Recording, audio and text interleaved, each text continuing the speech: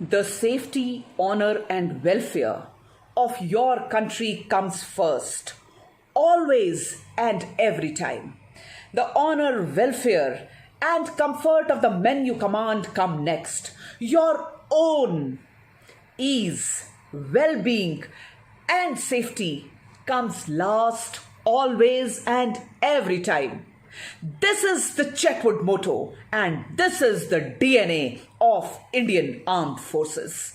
आज मैं आपको एक ऐसे जाबाज की कहानी सुनाने जा रही हूं जिसने अपनी सांसें देकर इस चेटवुड मोटो को जिंदा रखा. Today's story is dedicated to the youngest recipient of the second highest gallantry award of Indian Armed Forces, the Mahavir Chakra. It is my honor and a matter of great pride to share with you the story of 2nd Lieutenant Rajiv Sandhu, Mahavir Chakra, 7th Battalion of Assam Regiment.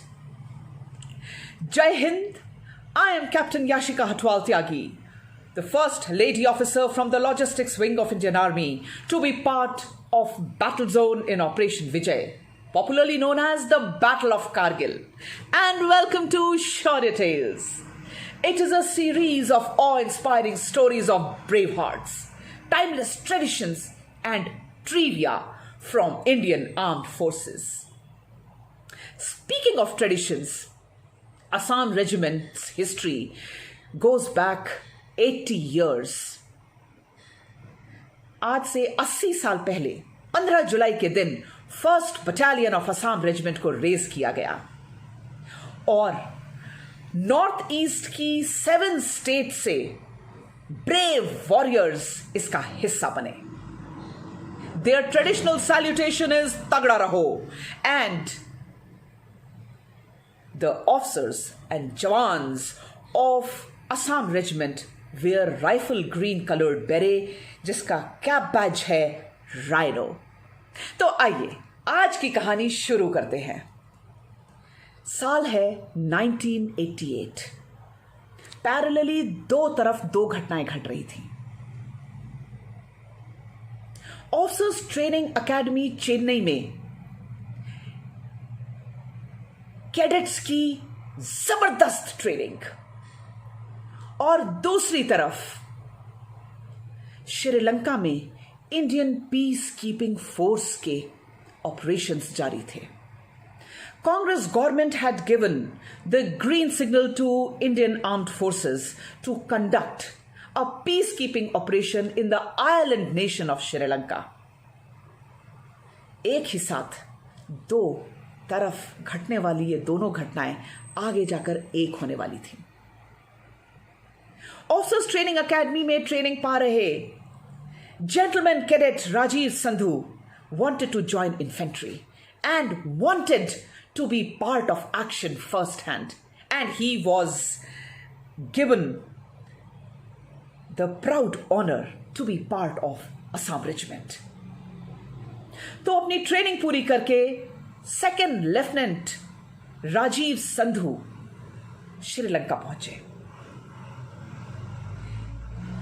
His family was so proud of him, had high hopes from Rajiv, and they knew, rather everyone knew, that Rajiv कुछ अनोखा करेगा. From his school days only, Rajiv was very fond of sports. He was national roller skating champion for 7 years.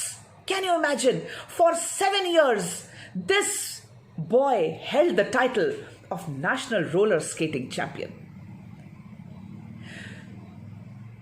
जब उन्होंने अपनी unit join करी, श्रीलंका आए, तो सबसे पहले गार्ड ने उन्हें एक जबरदस्त सैल्यूट मारा और कहा तगड़ा रहो साहब. For Rajiv it was a new thing, क्योंकि उन्होंने इससे पहले तगड़ा रहो जैसा कोई सैल्यूटेशन सुना ही नहीं था. And this was the time he understood that he has come to a regiment which is steeped in culture and tradition and is totally different from any other thing that he has ever seen. Rajiv was full of josh and full of vigour, हर चीज के लिए volunteer करने वाला ये officer बहुत जल्दी हर एक का चहेता बन गया। क्या ऑफिसर्स और क्या जवान। The days in Sri Lanka were full of action. LTTE के मिलिटेंट्स के साथ रोज होने वाली झड़पें, रोज होने वाली fighting were giving Rajiv a very different kind of experience. They were involved in cordon and search, road opening raids, ambushes, roadblocks, checkposts, civic amenities, and helping the civil administration conduct the local elections. Second Lieutenant Rajiv Sandhu was everywhere. Now comes the day of 19th July 1988. उस दिन सुबह से ही बारिश हो रही थी और फिर धीरे धीरे करके वो बारिश रुकी। बादलों के बीच से सूरज निकल रहा था। हर ओर हरियाली, बड़े बड़े पेड़ और छोटे छोटे गांव के बीच एक मिट्टी की सड़क से 2 गाड़ियों का काफिला गुजर रहा था। एक बड़ी गाड़ी जिसे हम फौज में वंटन कहते हैं और उसके पीछे एक जीप जिसमें राजीव आगे बैठे थे और उस जीप के ऊपर रिकॉइललेस गन माउंटेड थी। ये 2 गाड़ियों का काफिला आगे बढ़ते जा रहा था। Everyone was very alert. Everything that they had learned in their training and what was taught to them regarding the guerrilla warfare was going on in their minds. LTTE के जो ये लड़ाकू थे, ये गुरिल्ला वॉरफेयर में expert थे। सड़क पर कहीं भी माइंस बिछी हो सकती थी, कहीं से भी हमला आ सकता था, कहीं से भी ऑटोमेटिक गन्स का फायर आ सकता था और फिर वही हुआ जिसका डर था। एक अबैंडन्ड बिल्डिंग के सामने से जैसे ही ये जीप गुजर रही थी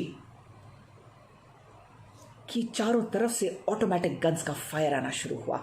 इतना सटीक फायर था कि जैसे ही पहला राउंड बस्ट हुआ, जीप के पीछे बैठे हुए 2 जवान मौके पर ही बुरी तरह से घायल हो गए। एक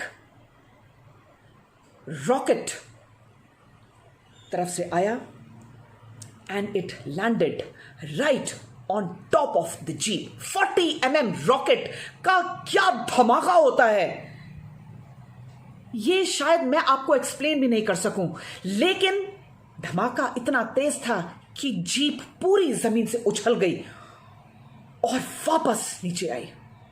धमाके से जो स्प्लिंटर्स उड़े, उससे जो ड्राइवर थे उनका आधा जबड़ा उड़ गया and he was thrown out of the jeep. But the rocket, the 40 mm rocket had landed right on top of Rajiv's legs. Rajiv के दोनों पैरों के ऊपर गिरने वाला ये रॉकेट ने उनके पैरों को म्यूटिलेट कर दिया, पर खच्चे उड़ा दिए। Rajiv for a minute was stunned, क्योंकि वो इंपैक्ट इतना जबरदस्त था।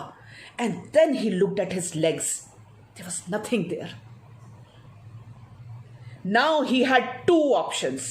A, that he could look at his legs and let the shock overtake him, let the loss of blood overtake him.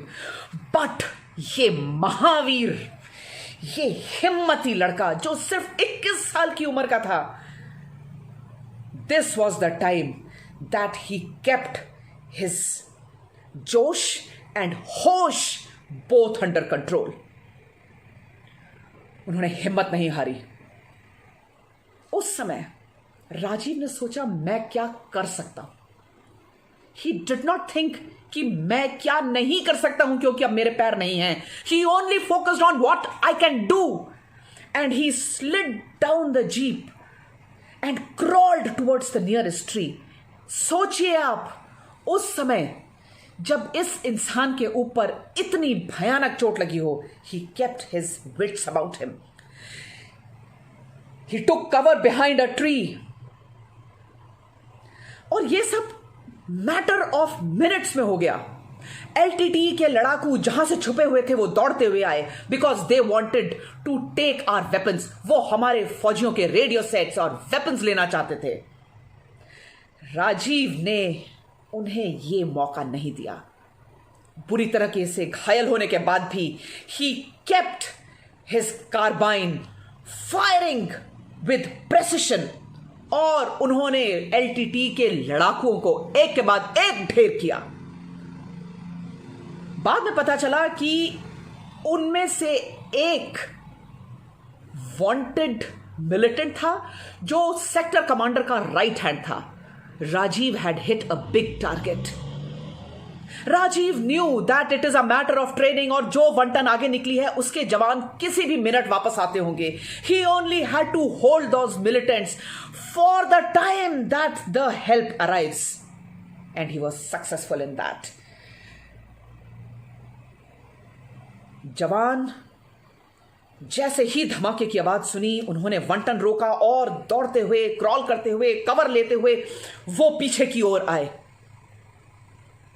उनमें से एक का आई कॉन्टैक्ट राजीव के साथ हुआ, and imagine in that condition also Rajiv was an officer through and through. Remember the Chetwode motto, your own safety comes last always and every time. Rajiv made that eye contact and gave instruction through his eyes only that cover the flanks, cover the flanks. And the jawans spread out from both the sides. लेकिन LTT के militants को पता था कि आगे जो वंटन गई है उसमें से जवान वापस आते ही होंगे। They were apprehensive कि कहीं इंडियन सोल्जर्स हमें मार न दें। उन्होंने अपने मरे हुए साथियों की लाशें वहीं छोड़ी, अपने हथियार वहीं छोड़े, and they ran off into the jungles. Rajiv के जवानों ने उन्हें तुरंत इवैक्यूएट करने की कोशिश की, पर क्या आप सोच सकते हैं इस लड़के ने क्या कहा? This officer was so aware of his duties. He told them, पहले उस ड्राइवर को इवैक्यूएट करो क्योंकि उसके बहुत चोट लगी है। उन दो जवानों को इवैक्यूएट करो जो पीछे गोली लगने से गिर गए थे। I can hold on. I shudder to think that such kind of bravery existed in a young officer of just 21 years of age. By the time Rajiv was evacuated through chopper, बहुत blood loss हो गया था. He went into the coma and eventually he breathed his last. Bravo Zulu, Second Lieutenant Rajiv Sandhu. The grateful nation salutes you. और भारत माता ने अपने इस सपूत को आशीर्वाद दिया और उसकी छाती को महावीर चक्र से सजा दिया. I salute the brave parents. I salute the brave regiment. I salute the academy which has trained officers like this. Shaurya tales में हम ऐसी ही और कहानियां लेकर आगे फिर मिलेंगे. जय हिंद की सेना.